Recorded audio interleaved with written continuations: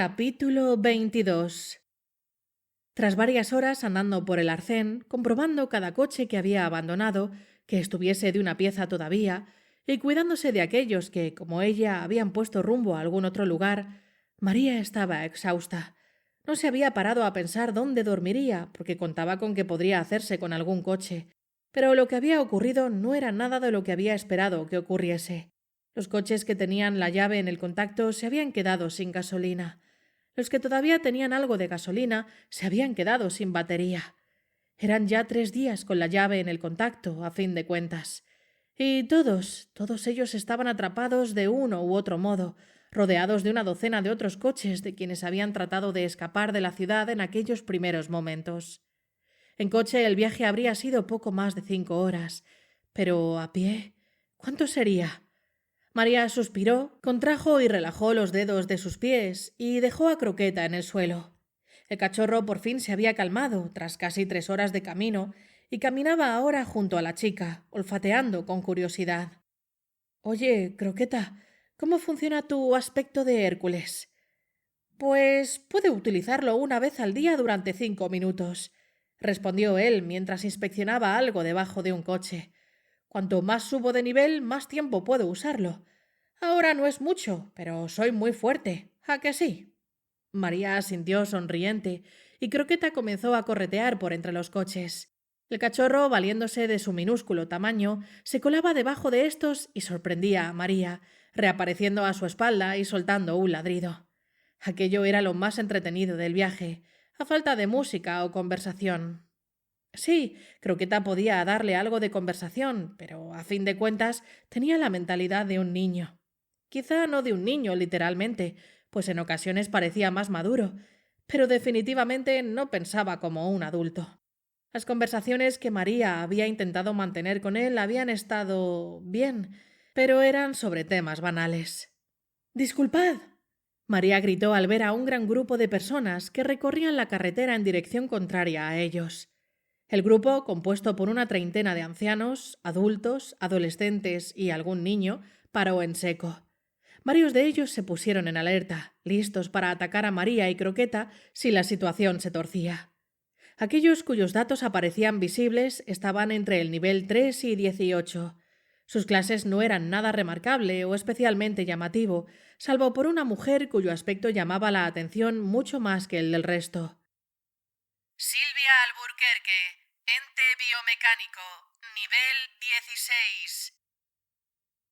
No hay necesidad de... María movió ambas manos frente a ella en un signo universal queriendo decir que no era una amenaza. Solo quería saber... Voy hacia Málaga. ¿Sabéis cómo están las cosas por allí?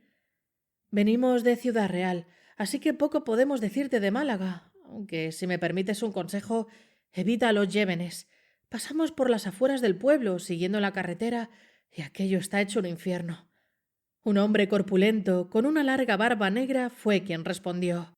Había zombis. Conforme el hombre de la barba, Marcos García, el sinestésico, de nivel 8 según su información, comenzó a hablar, el resto del grupo se relajó. La información sobre sus cabezas fue desapareciendo paulatinamente, primero de un par de ellos, luego del resto. Si vas a seguir esta carretera en dirección sur, trata de evitar los pueblos o ciudades pequeñas. Silvia, la ente biomecánico, tomó la palabra. María se fijó en ella con detenimiento. La mujer, probablemente de 40 y pocos años, llevaba algún tipo de cañón que nacía de su muñeca izquierda, reemplazando por completo su mano. En varias zonas más de su cuerpo se dejaban ver partes claramente artificiales bajo la piel o saliendo de ella, y su cabeza parecía haber sido afeitada por completo. Se han llevado la peor parte, por lo que hemos visto. Ciudad Real está de una pieza, o al menos tan de una pieza como se podría esperar, continuó Marcos, todavía guardando las distancias. Más adelante, ¿cómo están las cosas?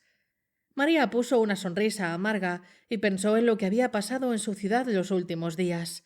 Lo peligroso de deambular por las calles, el deseo, aparentemente generalizado, de las personas por matar a otros inocentes para conseguir experiencia. El estómago le dio un vuelco y notó la bilis subir por su garganta. No muy bien, admitió ella, más relajada ahora, que nadie del otro grupo parecía tener ni un ápice de agresividad contra ella o Croqueta. Había una chica que mató a muchas personas. La gente estaba escondida en los edificios y casas por miedo. Las pocas personas con las que nos topamos por la calle no eran malas, apuntó Croqueta, ganándose miradas de incredulidad de varias personas de aquel grupo. Nos atacaron sin que les hiciésemos nada. Era gente mala.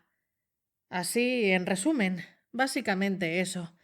María se encogió de hombros y tomó a Croqueta entre sus brazos por precaución, ahora que había desvelado que podía hablar.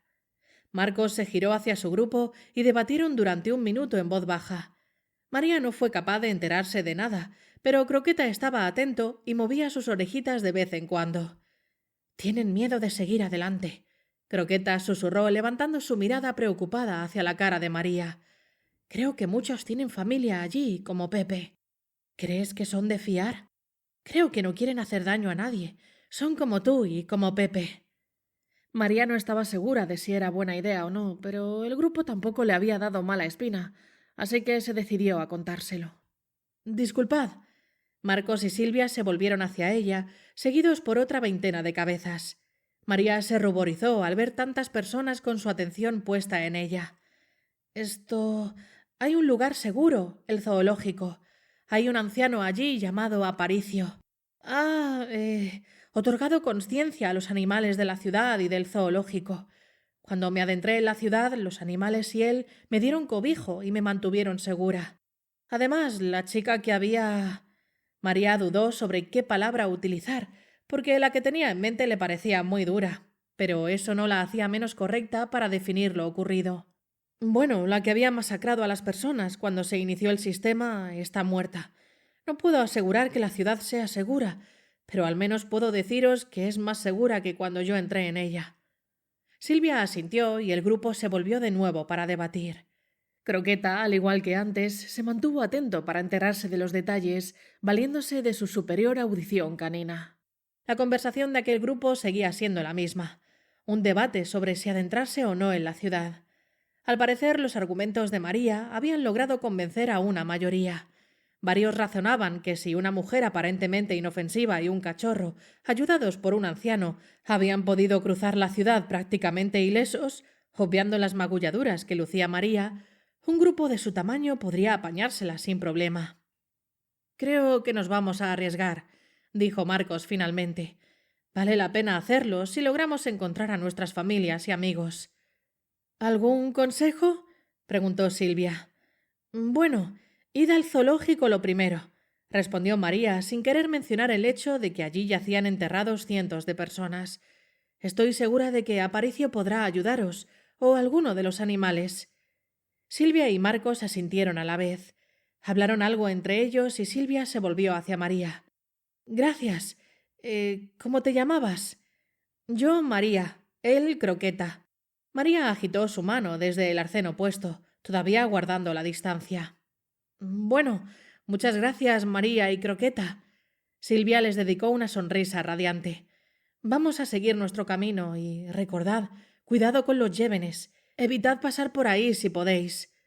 Un par de minutos después, el grupo casi había desaparecido, siguiendo el camino por el que venía María. La chica deseó con todas sus fuerzas que no les ocurriese nada. Parecían buenas personas. Ya había tenido una buena dosis de violencia como para toda una vida, o eso pensaba. Croqueta y ella continuaron hacia el sur durante otras 5 horas, momento en el que la luz del día comenzó a desaparecer. Conforme empezaba a anochecer, María divisó un cartel que parecía ser una broma cruel. En él se leía: «Los Llévenes, 7 kilómetros». María resopló enfadada. Si hubiese tenido un mejor sentido de la orientación, quizá podría haber evitado aquel pueblo, tal como le habían aconsejado. Tristemente, María dependía del GPS cada vez que iba a algún sitio nuevo, aunque fuese dentro de su misma ciudad. Había seguido esa carretera porque se conocía el trayecto en coche hasta casa de sus padres y temía que, de no hacerlo, acabaría perdida y dando un enorme rodeo. Por el momento el viaje ya le iba a llevar varios días, aun si no paraba a descansar. Nombre: María Serrano Molina. Nivel 9. Clase tumormante, salud 61%, experiencia 940 de 1500, estado tumorgénesis severa, número de tumores 12.